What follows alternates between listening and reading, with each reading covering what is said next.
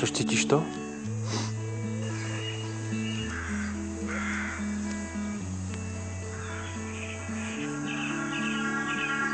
Cabernet. V posteli Frankovka. vše, co mám rád, rozdělí na dva ostrovy. Dobrý den, pane Sebe řidič. daleko. Dobrý den. Všechno v nás už Silniční kontrola, vaše doklady, poprosím. jsme uvězněni Nějaký alkohol byl před v jízdou těle, nebo během jízdy? jak hudba Nebyl. v decibelech. Takže, pane řidiči, orientační dechová Zas zkouška, budem šťastní, prosím. tak prosím zhasni svět.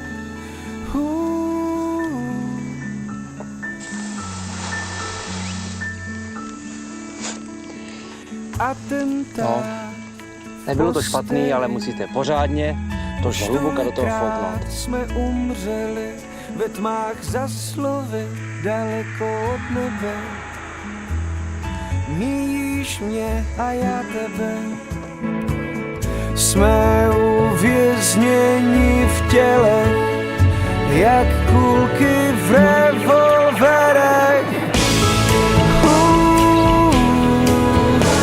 Zas budem šťastný, tak prosím zhasni svět. Zítra budem šťastný, tak prosím